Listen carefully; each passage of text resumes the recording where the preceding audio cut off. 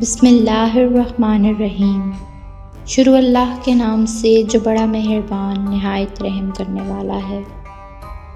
کسی محفل میں بیٹھے ایک شخص نے کہا، عورت تو پاؤں کی جوتی ہوا کرتی ہے، مرد کو جب بھی اپنے لیے مناسب سائز کی نظر آئے تو بدل لیا کرے۔ سننے والوں نے محفل میں بیٹھے ہوئے ایک دانا کی طرف دیکھا اور پوچھا، اس شخص کی کہی ہوئی اس بات کے بارے میں آپ کی کیا رائے ہے؟ اس درویش نے جواب دیا، جو کچھ اس شخص نے کہا بالکل صحیح کہا ہے، عورت جوتی کی مانند ہی ہوتی ہے، ہر اس شخص کے لیے جو اپنے آپ کو پاؤں کی مانند سمجھتا ہے۔ میاں بیوی کا رشتہ ایسا ہوتا ہے جسے اگر وہ خود میاں بیوی ٹوٹنے نہ دیں تو اسے کوئی توڑ نہیں سکتا۔ خود پر اعتماد کریں اور اپنی بیوی پر یقین، یہ دو باتیں ہمیشہ آپ کو جوڑ کر رکھیں گی۔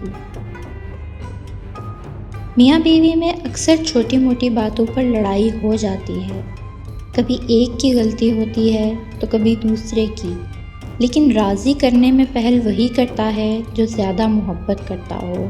جو تعلیم عورت کے سر سے دوپٹہ اور مرد کے دل سے خدا کا خوف ختم کر دے، ایسی تعلیم سے ان پڑھ ہونا بہتر ہے۔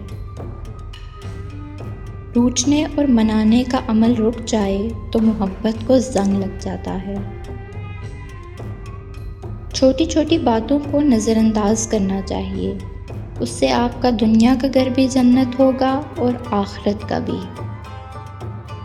جو شخص غصے میں یا ناراضگی میں آپ کی خوشیاں، آپ کے دکھ اگنور کر دے، آپ کو اکیلا چھوڑ دے، وہ آپ کا کبھی ہو ہی نہیں سکتا۔ محبت جب بھی ہوتی ہے تو وہ سب سے پہلے انسان کی انا کو مار دیتی ہے، پھر میں کیا ہوں، کون ہوں، میں کیوں ہوں نہیں رہتا، بس پھر ایک وجود کا ہی طواف کیا جاتا ہے۔ عورت کی وفاداری اس وقت پتہ چلتی ہے جب تنگ دستی کے دن آ جائیں۔ مشین کو زنگ لگ جائے تو پرزے شور کرنے لگتے ہیں، اور عقل کو زنگ لگ جائے تو زبان فضول بولنے لگ جاتی ہے۔ زندگی میں انسان کو دو چیزیں بہت اذیت پہنچاتی ہیں، ایک رات کی نیند جو پوری نہ ہو تو انسان کا چہرہ بگڑ جاتا ہے، اور دوسرا من پسند شخص اگر میسر نہ ہو تو زندگی بگڑ جاتی ہے۔ شکر ادا کرنے کی وجہ نہیں ڈھونڈنی چاہیے، بلکہ عادت ڈال لینی چاہیے، کیونکہ شکر گزار لوگوں سے اللہ پاک بہت محبت کرتا ہے۔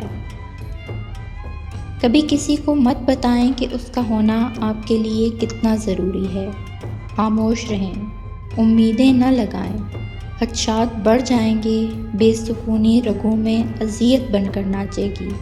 کبھی کسی کو اپنے جینے کی وجہ نہ بنائیں۔ اگر کوئی چیز آپ کو دعائیں کرنے کے بعد بھی نہیں مل رہی تو خدا سے شکوہ کرنے کے بجائے اپنے دامن کو غور سے دیکھیں کہ جو نعمتیں اللہ نے آپ کو دی ہوئی ہیں، کیا آپ ان کے لائق اور حقدار ہیں؟ انسان اتنا کم ظرف ہے کہ ایک خوشی کو لے کر ہمیشہ ہنس نہیں سکتا، پر ایک غم کو لے کر طویل عرصے تک روتا رہتا ہے۔